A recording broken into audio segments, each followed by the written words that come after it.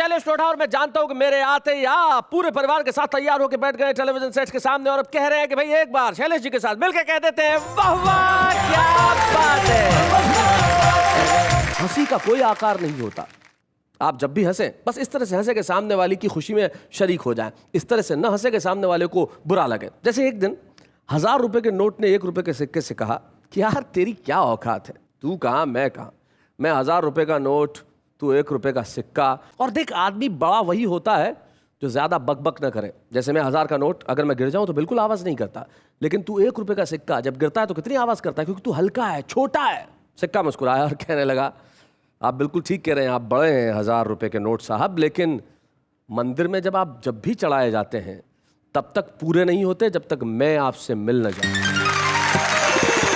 न कोई आकार से छोटा होता है न कोई मूल्य से छोटा होता है। लेकिन आज यहां पे कई आकार प्रकार के कवि आएंगे, लेकिन उसके पहले मैं उन्हें बुलाता हूं जिनका आकार आप देखना चाहते हैं। आइए जरा।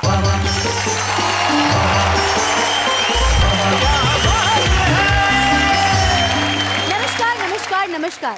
फुल साइज की खूबसूरती के साथ आप सबका स्वागत है आप सबके शो में जिसका नाम है वाह वाह क्या बात है। एक मिनट ये खूबसूरती का साइज कैसे होता है? फुल साइज और हाफ साइज मतलब कैसे? ऐसे।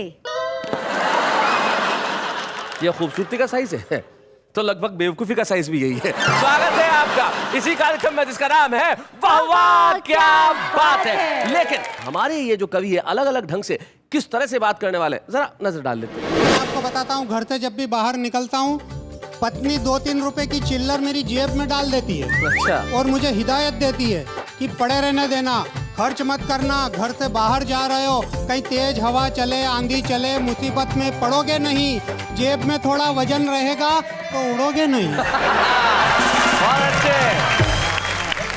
जैसे ही हम कवि सम्मेलन के पंडाल में उत्पन्न हुए तो श्रोता हमारी बॉडी का स्ट्रक्चर देखकर बेहद प्रसन्न हुए। वाह क्या बात है। एक बोला अब ये तो पूरा डायनासोर है, दूसरा बोला लेकिन जुरासिक पार्क वाले से कमजोर। तभी एक आवाज आई, क्यों जी ये काम क्या कर पाता होगा? किसी ने उत्तर दिया हाथी तोलने के काम आता होगा। हाथी तोलने के काम आता होगा। दुपट्टे को छोड़ मेरे तोड़ दूंगी दांत तेरे बिगड़े नवाब को अभी सुधार दूंगी मैं। और सैंडल उतारूंगी तो इतना मैं मारूंगी कि मार मार तेरा हुलिया बिगाड़ दूंगी मैं।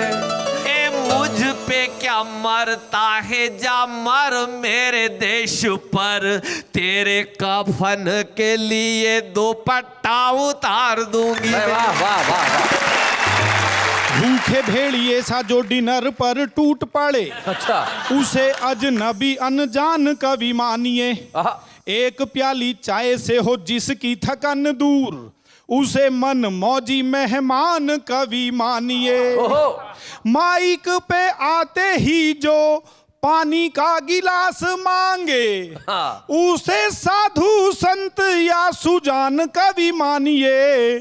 टुल्लू हो के मंच पे जो गेंडे सा पसर जाए, उसे आप देश का महान कवि मानिए।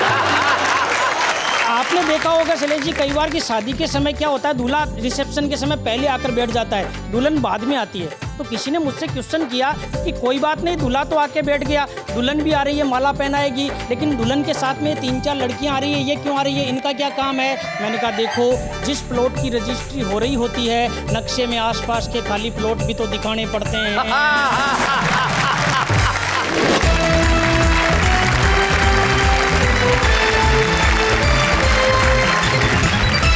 मिलते हैं उनसे जो आज हमारे साथ होंगे, हमारे 3 कवि मित्र जो करेंगे कुछ ऐसा कि जिनके लिए आप कहेंगे भाई इन्होंने कमाल कर दिया। हमारे साथ आज हमारे तीसरा कहाँ गया? आप 2 ही, नागर जी और असीम जी 2 ही लोग बैठे हैं। हमारे साथ एक तीसरे व्यक्ति भी आने वाले थे। नहीं यार, तो 2 ही हैं हम अभी। आप तो खुश हो रहे जैसे उनका पेमेंट भी हमको मिल जाएगा। असीम जी कहाँ गए वो दूसरे कवि जी? नहीं, मैंने देखे ही नहीं आते हुए। समझ में आया, ये भी चक्कर आकार का ही है। असीम जी जरा इधर से रखिए, आप इधर से रखिए। हाँ, ये देखो यार असीम जी, यार आप हद करते हैं यार। आपको पता ही नहीं चला कि एक जिंदा आदमी आपके नीचे आ गया है। मैं इनका कभी से आका- चिल्ला रहा था हाँ। कि भाई साहब अलग हटिए, मैं बैठा हुआ हूँ यहाँ पे, इन्होंने सुना ही नहीं। पर इन्होंने सुना ही नहीं। मुझे तो लगा आज अनारकला दीवार में जिंदा चुन गया। दोनों जब आप साथ में बैठे हैं तो इतने खूबसूरत लग रहे हैं कि हद नहीं। बहुत बहुत बहुत बढ़िया लग रहे हैं भाई। अनिल असीम, असीम का मतलब होता है जिसकी कोई सीमा ना हो। हाँ, इनकी भी देखिए कोई सीमा है। ये असीम है और जो पास में बैठे हैं वो तो है। और आप जब तक हैं तब तक ठीक है, लेकिन नंदकिशोर जी आप कुछ कहना चाह रहे हैं? ऐसा है शैलेश जी जी, कि ये 1000 का नोट है और मैं इनके पास 1 रुपए का 1 सिक्का रुपया हूँ। क्या बात है भाई, वाह वाह वाह वाह वाह वाह वाह। ये 1000 का नोट है और ये 1 रुपए का सिक्का है और पास में बिंदु लगा के यहाँ पे पंडित जी बैठे हुए जिन्हें दक्षिणाएं लेनी है। मतलब ये दोनों ही आपको प्राप्त होने हैं। अशोक नागर जी भाई हमारे साथ हमारे तीनों कवि मित्र हैं जो आज यहाँ पे तहलका मचाने वाले हैं। मैं सबसे पहले किसे बुलाऊं? नंदकिशोर अकेला जी, आपसे अनुरोध करना चाहूंगा कि आप आ जाएं, क्योंकि आप जिस पहाड़ के नीचे से निकल के आए हैं, आपका स्वास्थ्य कितनी देर ठीक रहे मैं भी नहीं जानता। इससे पहले कि कुछ और गड़बड़ हो आप जरा आ जाए। भाई नंदकिशोर अकेला जी जरा जोरदार तालियां।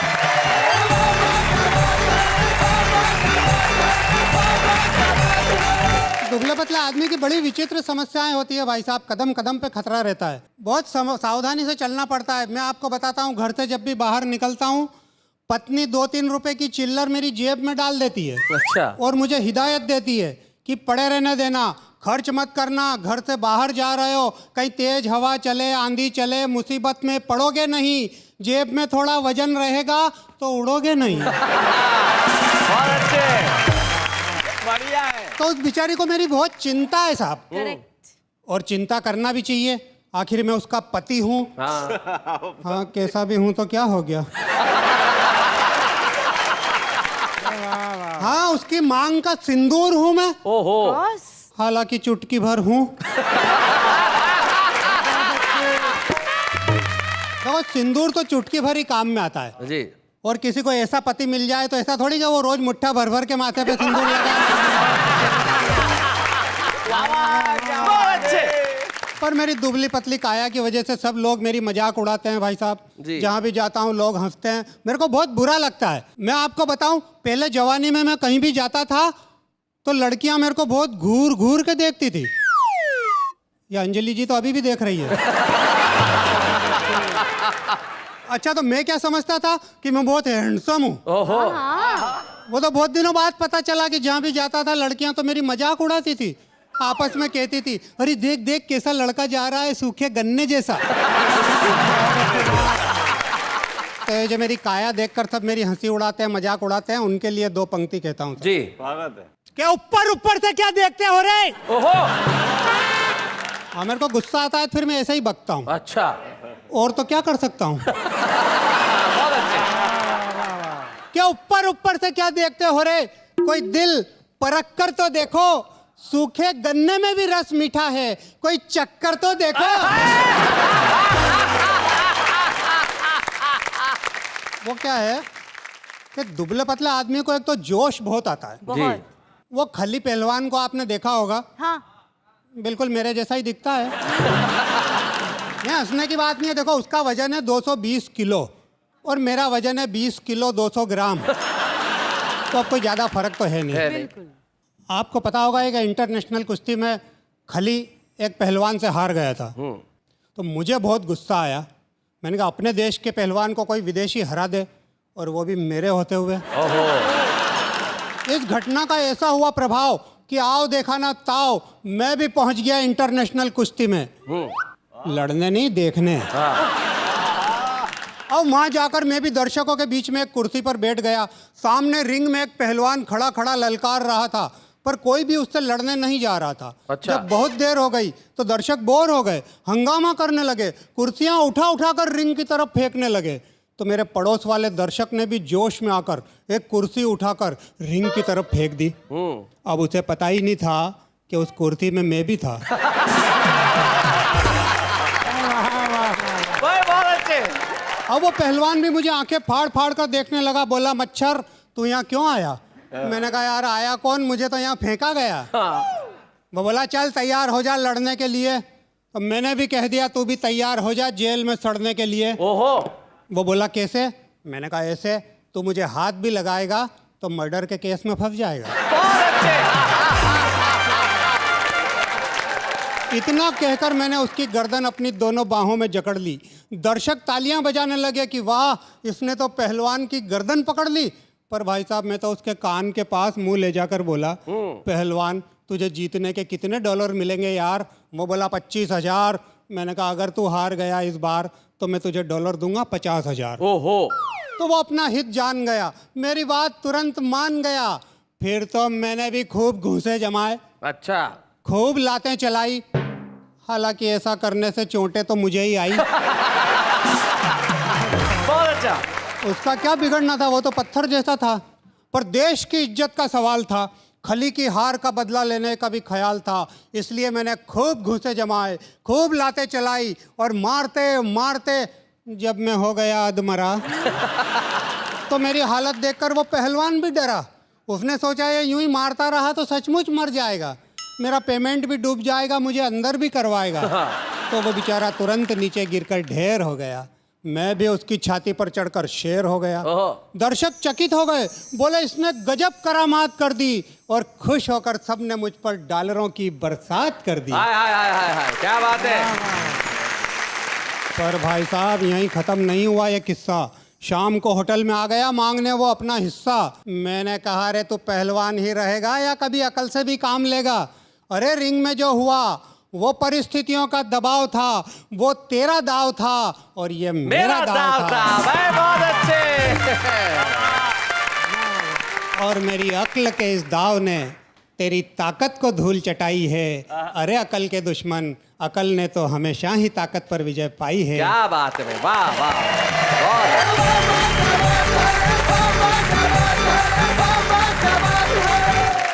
अरे भाई कमाल कर दिया नंद किशोर अकेला जी, आपने कमाल कर दिया, क्या बात है। और सबसे बड़ी चीज जो है, बहुत मुश्किल होता है स्वयं पे हंसना, लेकिन आपने खुद पे हंस के जो सारे जमाने को हंसाने का काम किया है, उससे बेहतर क्या हो सकता है। यही सच्ची इंसानियत है। नंद किशोर अकेला जी, क्या बात है।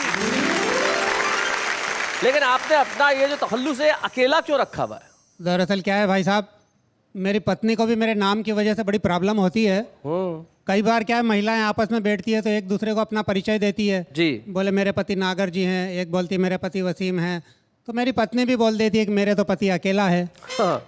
तो सुनकर उन औरतों को बहुत गुस्सा आता है। हाँ। कि अरे वावरी, तेरे अकेला है तो हमारे कोई दो दो चार चार है क्या?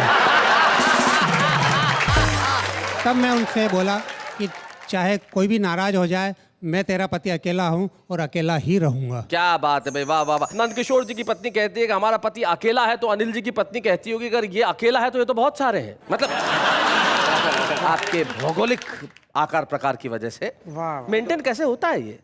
भाई साहब, एक बार तो ये हुआ कि मैं बैठा हुआ खाना खा रहा था। मैंने साहब रोटी खाई, एक डॉक्टर उधर से जा रहा था, वो रोटी गिनने लगा। मैंने 20 रोटी खा ली, घड़ा उठाया, पानी पी लिया। डॉक्टर कहने लगा भाई ये क्या, तुम खाना खाने के बाद पानी पीते हो? तो मैंने कहा और क्या, खाना खाने के पहले पानी पीते हैं? बोले नहीं, बीच में पीते हैं।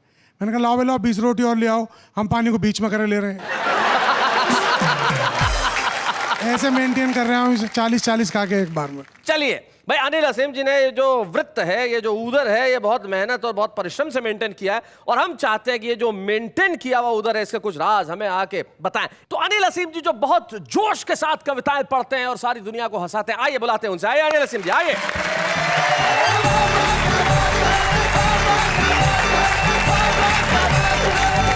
जितनी कृपा भगवान की मुझ पे है, उतनी मेरी पत्नी पे भी है।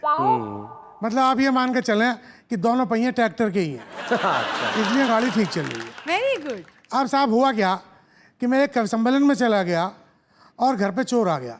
पत्नी ने भाग के चोर को पकड़ लिया और उसके ऊपर बैठ गई। अब बेटे से बोली जा बेटे पुलिस को बुला ला। वो इधर उधर देखने लगा, बोले जल्दी जा, क्या कर रहा है? बोले मम्मी चप्पल नहीं देख रही, चप्पल देख रहा हूँ। चोर बोला भैया चप्पल मेरी ले जा, पर चला जल्दी जा। पहले मैं बिल्कुल नंद किशोर जी की जगह पतला तुबला शरीफ आदमी था। हुआ क्या कि जिस मोहल्ले में मैं रहता था, वहाँ सबने कुत्ते पाल रखे थे, तो शौक किया मैंने भी एक कुत्ता पाल लिया साहब। अच्छा, मैं तो पतला था ही, मेरा कुत्ता भी पतला। सारे मोहल्ले कुत्ते से भौंकते थे, कुत्ते की बड़ी बेइज्जती होती थी। मुझे बड़ा बुरा लगता था साहब। तो मैं कुत्ते को लेकर डॉक्टर के पास गया कि डॉक्टर साहब हमारा कुत्ता बहुत पतला है, हम इसे मोटा करना चाहते हैं। बोला जी हो जाएगा, कोई बहुत मुश्किल काम नहीं है, ये 2 गोली ले जाओ दे देना। तो डॉक्टर ने मुझे एक पाइप दिया, बोले पाइप ले जाओ, गोली पाइप में रखना, कुत्ते के मुंह में पाइप लगाना, फूंक मार देना, गोली अंदर चली जाएंगी। अब भाई साहब इससे पहले कि मैं फूंक मारता, कुत्ते ने फूंक मार दी।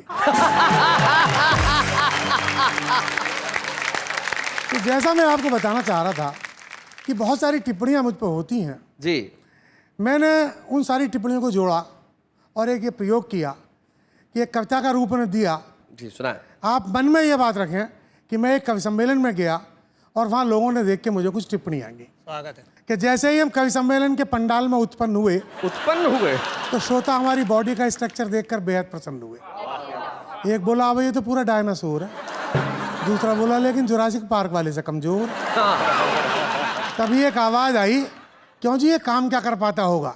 किसी ने उत्तर दिया, हाथी तोलने के काम आता होगा। हाथी तोलने के काम आता होगा।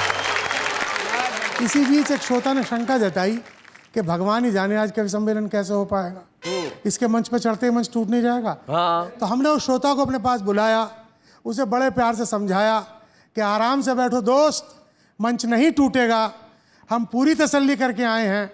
आयोजकों ने थोड़ी देर पहले इस मंच पे हमें एक रस्सी में बंधे हुए 24 हाथी बिठा के दिखाए हैं। ओहो। इस मंच के तख्ते भारतीय जनता की तरह सिर्फ थोड़ा सा चरमराते हैं, लेकिन बोझ कितना भी हो सारा सह जाते हैं। क्या बात है भाई, वाह वाह।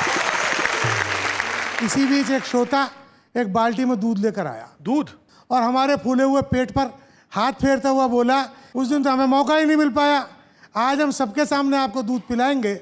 और गणेश जी ने वास्तव में दूध पिया था, सबको दिखाएंगे। जी हमने सोचा दूध पीते पीते आज हम निबट जाएंगे, क्योंकि अभी तो एक ही श्रोता दूध लाया है, इसका देखे देखे सारे श्रोता दूध लाएंगे। इतना दूध हम कैसे पचा पाएंगे, क्योंकि हम पत्थर के नहीं चलते फिरते इंसान हैं, और फिर हम आदमी हैं, वो भगवान हैं। इनका क्या, ये तो भारतीय जनता के लोग हैं, इन्हें अंधविश्वास जैसे हजारों रोग हैं। ये धर्म के नाम पर दूध क्या, खून भी नालियों में बहा सकते हैं, और देवताओं की खातिर दूध मुँहे बच्चों को भूखा सुला सकते हैं। वाह वाह। यही सब सोचकर हम जान बचाकर भागने लगे, और जब भागने का रास्ता नहीं मिला तो मंच के चक्कर काटने लगे। अच्छा। हमें मंच के चक्कर काटता देख एक श्रोता बोला, अबे देख सड़क कूदने का इंजन स्पोर्ट कार की तरह रेस लगा रहा है। दूसरा बोला रेस वेस कुछ नहीं, ये इन सारे कवियों का बेवकूफ़ बना रहा। अच्छा। तू ही बता, कवि सम्मेलन के पंडाल में कोई रेस क्यों लगाएगा? इसके पास पहनने के लिए चप्पल नहीं है, ये किसी ना किसी कवि की चप्पल चुराएगा। ये सुनते ही हम बोले कि क्या बात करते हो दोस्त, क्या हम इन गरीब कवियों की चप्पल चुराएंगे? अगर चप्पल ही चुरानी है तो किसी मंदिर या मस्जिद में जाएंगे। वो बोला वहाँ आपको जूते या चप्पल कहाँ मिल पाएंगे? असीम जी, जूते और चप्पल आजकल संसद और विधानसभाओं में चलाए जाते हैं। क्या बात है? मंदिर मस्जिदों में आतंकवादी पाए जाते हैं। वाह वाह वाह वाह। मंदिर मस्जिदों में आतंकवादी पाए जाते हैं, इसीलिए कहते हैं कि वहाँ मत जाइएगा, वरना आपको भी मिलेंगे AK-47 के धमाके और नेताओं के नारे, क्योंकि आजकल पूजा के नहीं राजनीति के काम आते हैं मंदिर मस्जिद चर्च और गुरुद्वारे। वाह वाह वाह। मंदिर मस्जिद चर्च और गुरुद्वारे। इसीलिए बेमतलब की बातों को छोड़िए, काम की बात पे आइए। इस फूले हुए पेट के लिए कौन सी चक्की का खाते हैं ये बताइए। हमने कहा कौन सी चक्की बताएं यार, हम तो भ्रष्टाचार की चक्की में पिसे हुए अभावों की रोटी खाते हैं, हमें खाने के लिए गेहूं चावल दाल और चना कहाँ मिल पाते हैं? क्या बात है? वो बोला फिर क्या घास खाकर इस कदर फूल रहे हैं? हमने कहा आप शायद भूल रहे हैं कि घास तो आजकल कुछ खास किस्म के जानवर खाते हैं, जो बहुत सारी विधानसभाओं के आसपास पाए जाते हैं। क्या बात है? हमें तो तरह तरह के आश्वासनों की खिचड़ी खिलाई जाती है, क्योंकि हम उस देश के वासी हैं जिसे खिचड़ी सरकार चलाती है। क्या बात है भाई, बहुत जिसे अच्छे। खिचड़ी सरकार चलाती है। वो बोला बेमतलब की बकवास मत झाड़िए, काम की बात पे आइए, कश्मीर समस्या पे कोई कविता सुनाइए। हम बोले कश्मीर समस्या क्या, किसी समस्या पे कोई कविता नहीं सुनाएंगे, क्योंकि हम कविता सुनाएंगे, आप तालियां बजाएंगे। असली समस्या यही है दोस्त कि आप सिर्फ तालियां बजाते हैं, कर कुछ भी नहीं पाते हैं। इसीलिए हम सौगंध खाते हैं कि अब कविता हम तभी सुनाएंगे जब ये ताली बजाने वाले हाथ गद्दारों के गिरेबानों तक पहुंच जाएंगे। क्या बात है भाई, वाह वाह वाह।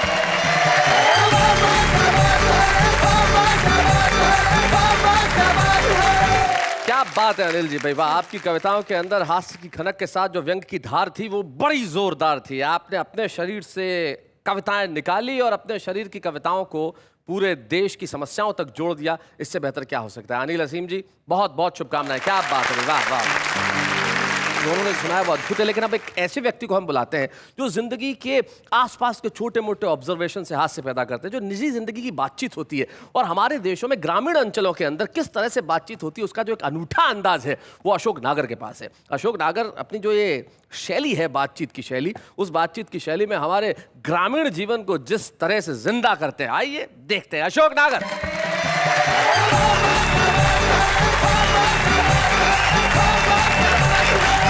ये इनकी कद काठी सब देख रहे हैं, कितना खाते पीते होंगे। एक दिन मिल गए थे अंधेरी में, बोले आओ ना अगर वड़ा पाव खिलाएंगे।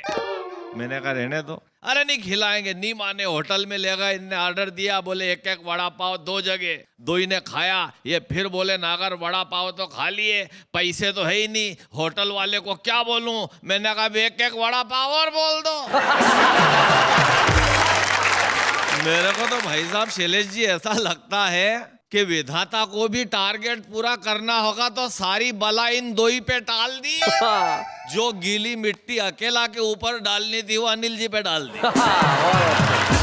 तो आप देखो कितने अच्छे बैठे हुए हैं। अपने यहाँ सगाई वगाई होती है तो कितने अच्छे से पापा मम्मी बात करते हैं। हमारे यहाँ ऐसा नहीं होता सिस्टम। अच्छा, हमारे यहाँ तो शैलेश जी हाट बाजार में ही सगाई हो जाती जी। उसके लिए कोई अलग से प्रावधान नहीं है चाय नाश्ते का। लड़के का बाप लड़के का बाप हाट में मिल गया, अब लड़के का बाप लड़की के बाप से बात कर रिया।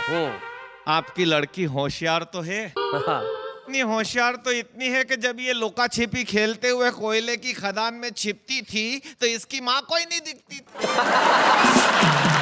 अब वो लड़के का बाप पूछ रिया, लड़की गोरी है कि काली? गोरी है, गांव की गोरी है। गांव की गोरी है। अब क्रोध आ जाए तो फिर काली तो है ही। अच्छा, लड़की की उम्र कितनी? डबल सरकारी। डबल सरकारी? डबल सरकारी बोले तो 36 की। अरे 36 तो वेट होगा, एज क्या है? नहीं वेट 96, एज 36। अब वो फिर बोले आप भूल रहे हैं भाई साहब, 36 कमर होगी, उम्र क्या है? नहीं कमर 56 है, उम्र 36। लड़के की साइज 4x4 की है। इतनी भारी है, क्या करती है? डाइटिंग यानी कि सुबह सुबह प्रातः काल घूमने जाती है। नहीं संध्या काल जाती है, पर हाँ प्रातः काल तक लौट आती है। प्रातः काल तक क्यों? क्योंकि पूजा पाठी है। अच्छा, लड़की का नेचर कैसा है? घर के सब लोग लड़की से प्यार तो करेंगे, इससे तो पशु पक्षी भी प्यार करते हैं। जब ये घर के पिछवाड़े बैठ के पढ़ती थी तो गिलहरी बबूल पे नहीं, इसी पे चढ़ती थी। हमारी भैंस मर गई तो उसका बच्चा माँ माँ माँ माँ कह के इसी के 4-5 चक्कर लगाता। और कन्या सेवा भावी तो इतनी है कि गांव में किसी को भी कोई भारी सामान उठाना हो तो बैलगाड़ी में रखवा के इसी को ले जाता है। मंडी में गेहूं के बोरे तोलना हो और बाट कम पड़े तब भी यही काम आती है। बस थोड़ी शर्माती है। कोई बात नहीं, मेरा मतलब था हमारा बड़ा परिवार है, सबको एक नजर से तो देखेगी। हमको भी एक ही नजर से देखती है, इसकी दूसरी दुकान बंद है। जब लड़के के बाप ने फिर पूछा, हमारे घर में छोटे छोटे बच्चे हैं, सब बच्चों से प्यार करेगी? हाँ, तो इसके बच्चे भी अभी छोटे ही हैं। और व्यंग की पंक्तियां जिसके लिए आपको हंसाया जी। लड़की के बाप ने कहा कि सोच लो, जमाना खराब है, जैसी भी लड़की है शादी कर लो। पर लड़के का बाप बोला नहीं, बच्चों की माँ मेरे घर में हरगिज नहीं चलेगी। लड़की के बाप ने फिर समझाया कि एक बार और सोच लो, समय खराब है, आने वाली औलादें कुंवारी ही मरेगी। अगर भ्रूण हत्या और दहेज हत्या नहीं रुकी ना तो ऐसी लड़कियां भी नहीं मिलेगी। क्या बात है, बहुत बढ़िया। और 4 पंक्तियां बेटियों के सम्मान में पढ़ता हूं। अगर ये स्थितियां रही तो क्या होगा? स्वागत है कि हर एक घर के अंधेरे में किरण कैसे आएगी, वाह। हर एक भाई के घर बहन कैसे आएगी, और बेटियों को मारने का सिलसिला नहीं थमा तो इन वीरान घरानों में दुल्हन कैसे आएगी। क्या बात है, बहुत। और ये 4 पंक्तियां सच्ची घटना पे और एक बेटी में कितनी क्षमता होती है, मैं इन पंक्तियों से आप तक पहुंचाना चाहता हूं। जी। 26 जनवरी 2010 की घटना, सुबह 7 बजे तमाम लड़कियां छोटे छोटे झंडे लेकर के प्लास्टिक के, कागज के और टेम्पो में चढ़ रही थी। उसी समय में उधर से निकला एक आखिरी लड़की, टेम्पो में चढ़ी और एक मन चले लड़के ने उसका दुपट्टा खींच लिया कांधे से। यह दृश्य मैंने देखा। मैं उस लड़के से उलझना चाहता था, लेकिन मेरी गाड़ी स्टैंड पे खड़ी करने की प्रक्रिया के बीच हिंदुस्तान की उस बेटी ने जो मन चले लड़के को जवाब दिया, वो जवाब सुनने के बाद मुझे बोलने की नहीं, लिखने की जरूरत थी। हिंदुस्तान की बेटी का जवाब मन चले को देखिए आप। कि दुपट्टे को छोड़ मेरे तोड़ दूंगी दांत तेरे बिगड़े नवाब को अभी सुधार दूंगी मैं। और सैंडल उतारूंगी तो इतना मैं मारूंगी कि मार मार तेरा हुलिया बिगाड़ दूंगी मैं। ये उछल कूद बंद कर, मत छल छंद कर, 2 गज जमीन में यहीं पे गाड़ दूंगी मैं। ए मुझ पे क्या मरता है, जा मर मेरे देश पर, तेरे कफन के लिए दुपट्टा उतार दूंगी मैं। वाह वाह वाह।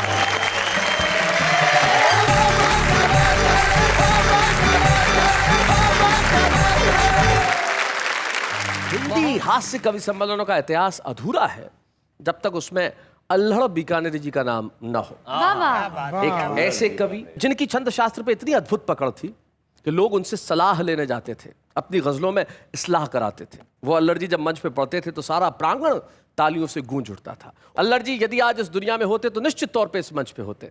अब अल्हड़ जी को तो ईश्वर ने बुला लिया अपने पास, लेकिन हमारे पास छोड़ गए उनकी कविताएं।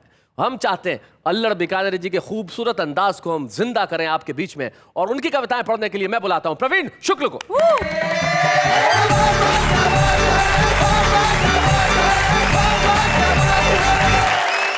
छंद, शिल्प और कथ्य का यदि इस देश में कोई एक संगम, एक तीर्थ स्थान हो सकता है तो वो निश्चित रूप से अल्हड़ बीकानेरी होते हैं।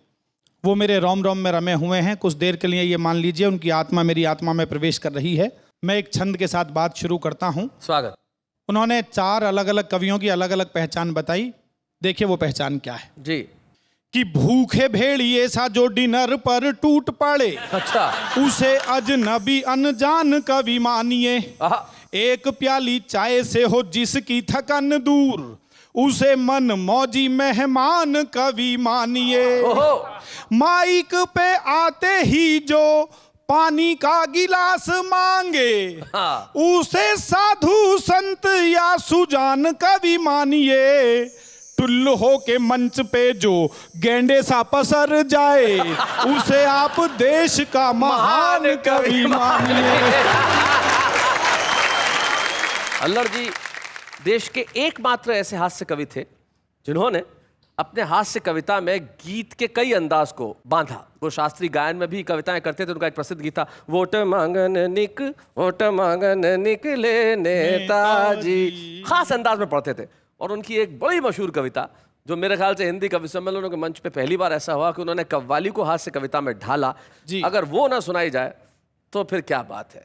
और अल्हड़ जी मुझे याद आता है, प्रवीण तुमने याद दिला दिया, वो कहते थे, मत पूछिए फुर्सत की घड़ियां, वाह हम कैसे गुजारा करते हैं, होठों से छुआ कर मूंगफली, होठों से छुआ कर मूंगफली, माशूक पे मारा करते हैं, होठों से छुआ कर मूंगफली, माशूक पे मारा करते हैं। मारी थी जो हमने मूंगफली, वो उनके डियर डैडी को लगी। डैडी को लगी। क्या हुआ उसके बाद शैलेश भाई? छत पे बैठे थे लेके मूंगफली का थैला, आ गई सामने खिड़की पे हमारी लैला, हमने सोचा कि उसको कोई निशानी दे दे, अखिले फूल को भरपूर जवानी दे दे, गुफ्तगू की नई तरकीब निकाली हमने, लेकिन एक मूंगफली उस पे उछाली हमने। इससे पहले कि वो उस मूंगफली को लपके, उसके डैडी लिए बंदूक वहां आ टपके। उसके डैडी लिए बंदूक वहां टपके। फिर क्या हुआ? उनका पारा था जरूरत से चढ़ गया ज्यादा, अपनी बंदूक उठा हम पे निशाना साधा। खैरियत हमको लगी छत से खिसक जाने में, चुप गए जाके पड़ोसन के गुसल खाने में। मारी थी जो हमने मूंगफली, वो उनके डियर डैडी को लगी। अब देखिए उनके डैडी क्या हाल हमारा करते हैं, वो से चुरा के मूंगफली माशूक पे मारा करते हैं। थी मूंगफली भेजे का खलल, हो गई गुसल खाने में गजल। अब गुसल खाने में क्या गजल हुई? क्या कहते हैं? सामने लाल छड़ी हो तो गजल होती है, इस गालों पे पड़ी हो तो गजल होती है। फेस को मोड़ के कॉलेज की हसीना कोई, बस की लाइन में खड़ी हो तो गजल होती है। 30 तारीख को पिक्चर के लिए जब मैडम एकदम जिद पे अड़ी हो तो गजल होती है। वो दिलों का जो खटोला नहीं बिछने देते, खाट ऐसों की खड़ी हो तो गजल होती है। और एक खास शेर सुनिए, क्या ऑब्जर्वेशन है एलर्जी का। कहते हैं आगे, मुंह के अंदर होठ से मूंगफली के दाने, आग चिलगों पे गड़ी हो तो गजल होती है। आग चिलगों पे गड़ी हो तो गजल होती है। रात दिन होती रहे ठाठ से इनकम, लेकिन टैक्स भरने की घड़ी हो तो गजल होती है। टैक्स भरने की घड़ी हो तो गजल होती है। और ये खास शेर आपके लिए जो अल्लर जी कहते हैं, अपने दूल्हे से कोई शोख नवेली दुल्हन, अपने दूल्हे से कोई शोख नवेली दुल्हन, पूरे 10 साल बड़ी हो तो गजल होती है। पूरे 10 साल बड़ी हो तो गजल होती है। मूंगफली भेजे का खलल, हो गई गुसल खाने में गजल। तो हम ताजा गजल को साबुन के रैपर पे उतारा करते हैं, होठों से छुआ के मूंगफली माशूक पे मारा करते हैं।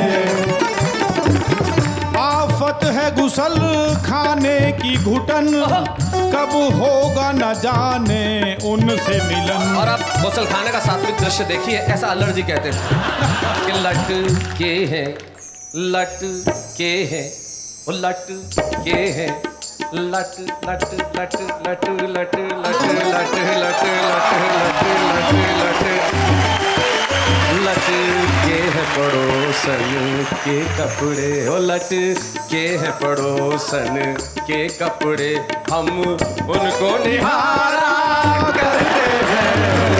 तो चुरा कर मूंगफली माशूक पे मारा करते हैं।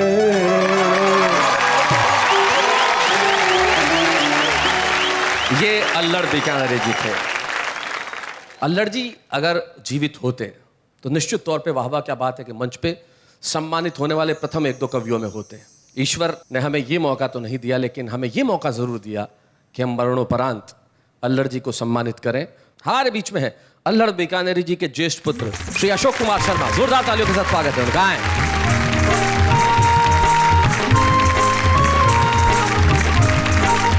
अशोक जी, स्वागत है आपका। शुक्रिया शैलेश जी। मुझे याद है कि शायद अल्लड़ जी ने मुझे एक बार एक व्यक्तिगत बातचीत में जिक्र किया था कि एक कविता उन्होंने आपके एक अनुभव पे लिखी थी। वो क्या कविता थी?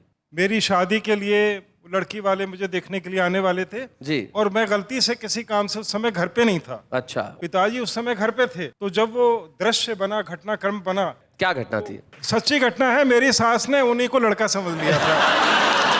करके कोई बहाना हम दफ्तर से छुट्टी पा गए और लड़के को देखने उसी दिन लड़की वाले आ गए। हाँ, लड़की की अम्मा ने हमसे पूछा रुककर एक पल, किस कॉलेज में प्यारे बेटे पढ़ते हो तुम आजकल? हाँ। हमने कहा श्रीमती जी किस चक्कर में आप हैं, लड़का कॉलेज गया हुआ है, हम लड़के के बाप हैं। चले जी, मेरा ये मानना है कि अल्हड़ जी का सम्मान हिंदी की हास्य व्यंग्य कविताओं का सम्मान। क्या बात है।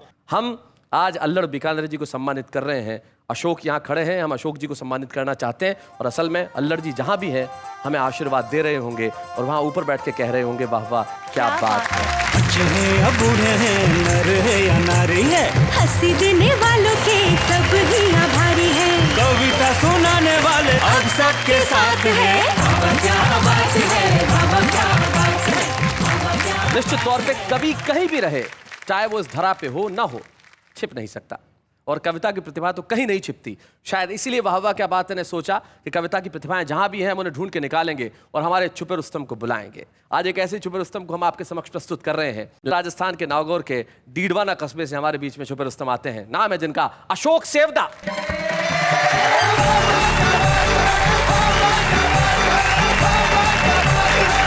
शैलेश जी, अगर आदमी जिंदा दिल हो और जिंदा दिली से किसी से बात करे तो कविता अपने आप निकलने लग जाती है। जी। कल ही की एक घटना है, एक भिखारी मिला, बोले बाबूजी 20 रुपए दो, कॉफी पीऊंगा। मैंने कहा रे भिखारी होकर के कॉफी पीता है? उसने कहा योग गुरु ने चाय के लिए मना कर रखा, एसिडिटी हो जाती है। ऐसे ही विजन को लेकर के मैंने बहुत से लोगों से बात की और एक नई कविता निकाली है। जी। कविता का टॉपिक है प्रेमिका। प्रेमिका। जब मुझे प्रेमिका टॉपिक मिला तो मैंने 4 अलग अलग व्यक्तियों से पूछा और एक कविता बनाई। सबसे पहले एक बुजुर्ग से पूछा, दादा प्रेमिका के बारे में कुछ बताओगे? वो बोले बको मत बदतमीज, जिंदगी भर पाक दामन रहा हूं, बुढ़ापे में ऐसी बातें करके बदनाम करवाओगे? जिस पत्नी ने सेवा की बुढ़ापे में उसी से पिटवाओगे। समझदार होने से पहले विवाहित हो गया, पत्नी ही प्रेमिका बनी, उसी के प्यार में खो गया, हर सुख दुख में उसी ने साथ दिया, अब उसी का साथ छुड़वाओगे? क्या बात है। बेटे सारे अपनी प्रेमिकाओं के साथ भाग गए, ऐसे में मेरी सेवा क्या तुम अपनी प्रेमिका से करवाओगे? बहुत अच्छे हैं।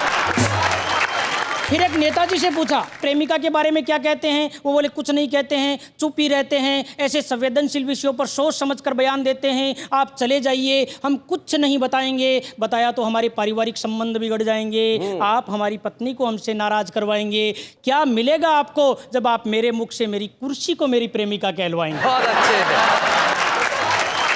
फिर एक कॉलेज के विद्यार्थी से पूछा प्रेम के बारे में बताओ, कोई प्रेमिका हो तो सुनाओ। वो बोला 3 है। अच्छा। वो बोला 3 है, कोई एक चुन लो, वक्त कम है, अतः एक के बारे में सुन लो। मैंने कहा तुम धोखा दे रहे हो, अकेले 3 से प्रेम कर रहे हो? वो बोले कोई धोखा नहीं है, जैसा पाता हूँ वैसा ही दे रहा हूँ, उन लड़कियों के लिए मैं भी तो 3रे नंबर पर रह रहा हूँ। ऐसा सुनकर सोचा आज के प्रेमी प्रेमिकाओं को क्या हो गया, सच्चा प्यार तो 21वीं सदी की चमक दमक में कहीं खो गया। अंत में एक शिक्षक से पूछा, जो इस कविता का सार भी है, कि प्रेमिका के बारे में कुछ कहिए। वो बोले कुछ नहीं कहना, दूर ही रहिए। जोर देकर पूछा तो कहा प्रेमिका तो एक किताब होती है, कुछ अच्छी तो कुछ खराब होती है, पढ़ा सबको जा सकता है, कुछ से जिंदगी बनती है, कुछ से बर्बाद होती है। अच्छी प्रेमिका एक कम ही लोगों को मिलती है, बाकी सबके लिए तो ख्वाब होती है। 4 का हाल मैंने सुनाया, 5वें पर शैलेश जी आप हैं, आपकी कोई प्रेमिका हो तो बताओ, मेरी अधूरी कविता को पूरी करो। आपको एक घटना और बताता हूँ शैलेश जी। एक बार शादी ब्याह में जाने का मौका मिला तो एक आदमी ने मुझसे पूछ लिया कि ये शादी के समय अपने जो परंपरा है मांग भरने की, ये औरतें मांग क्यों भरती है? तो मैंने जवाब दिया ये इसलिए भरती है ताकि लोगों को पता चल जाए कि इस प्लॉट की रजिस्ट्री हो चुकी है। लेकिन दुल्हन के साथ में 3-4 लड़कियां आ रही है, ये क्यों आ रही है, इनका क्या काम है? मैंने कहा देखो, जिस प्लॉट की रजिस्ट्री हो रही होती है, नक्शे में आसपास के खाली प्लॉट भी तो दिखाने पड़ते हैं। बहुत अच्छे। तो मित्रों, ये थे अशोक सेवदा। और अशोक, निश्चित तौर पे आपने जो कविता सुनाई है, बहुत बहुत खूबसूरत कविताएं सुनाई। और अशोक, आज तो आप छुपे रुस्तम की ट्रॉफी लेके जा रहे हैं, लेकिन कल आप जब लेके निकलेंगे तो हर आदमी आपको देख के कहेगा कि भाई ये तो उसी कार्यक्रम का छुपा रुस्तम है जिसका नाम है वाह वाह क्या बात है। बच्चे हैं या बूढ़े हैं, नर है या नारी है, हंसी देने वालों के सब ही आभारी है, कविता सुनाने वाले अब सबके साथ है। बाबा क्या बात है। कहीं ना कहीं किसी न किसी रूप में लिखता जरूर। कविता उसके जीवन में रहती है। बरोबर है। एक व्यक्ति ने आज मेरी आंखें खोल दी जब वो मुझसे आके मिला। वो मुंबई में रिक्शा चलाता है, सुबह से शाम अपने परिवार का पेट पालने के लिए रिक्शा चलाते हुए घूमता है, लेकिन डायरी लेके मेरे पास आता है कि सर ये मेरी कविता है, क्या आप इसे सुनवाएंगे? आइए हम मिलते हैं उस आम आदमी से जो इस देश की सबसे बड़ी ताकत है। क्या बात।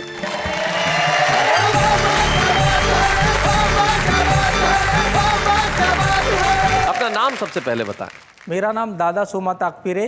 मैं महाराष्ट्रियन हूँ। सोलापुर डिस्ट्रिक्ट है, तहसील बारसी है। मेरे गांव का नाम श्रीपत पिंपरी है। चले सर, प्लीज मेरी एक कविता है, वो आप भी सुनेंगे तो खुश हो जाएंगे शायद। सुनाइए। सुबह मैं जब घर से निकलता हूँ तो किसी को ना नहीं कहता, सभी को हाँ हाँ कहता हूँ। सायन से लेके मुलुंड तक और बांद्रा से लेके दहीसर तक बस चला जाता हूँ, लेकिन जैसे ही रात होने को आती है तो सभी को ना ना बस ना ही कहता हूँ।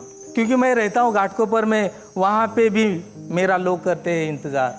वो लोग कौन है वो भी सुनो। वहाँ किराए पे मेरा भी एक घर है, उसमें बसा वो मेरा भी एक परिवार है। परिवार में कुल हम लोग 4 हैं। सॉरी। नहीं नहीं नहीं, कोई दिक्कत नहीं, सुनाते रहो।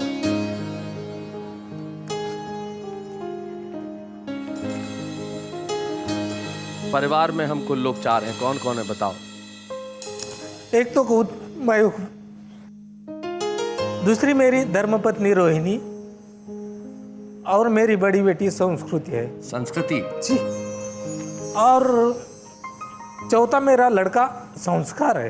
क्या बात है, वाह वाह वाह वाह वाह।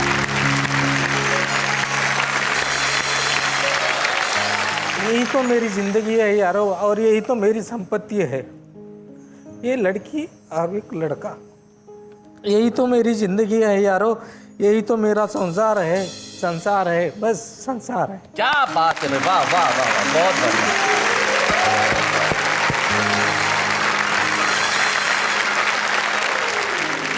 आपने जिस ढंग से कविता सुनाई और कविता पढ़ते वक्त जब आपके नेत्र सजल हो गए, मैं जानता था देश के नेत्र भी इस वक्त सजल हैं।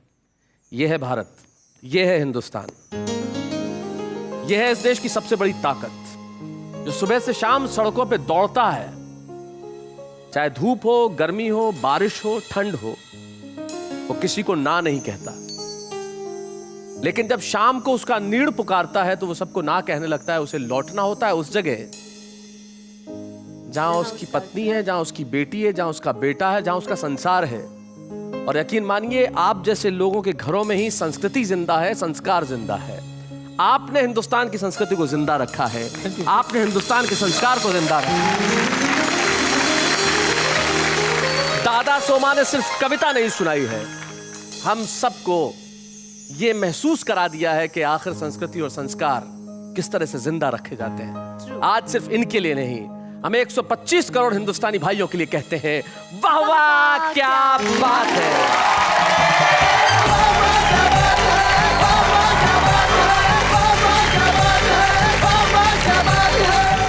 ऐसे और भी मजेदार वीडियो के लिए हमारे चैनल को लाइक, शेयर और सब्सक्राइब करें।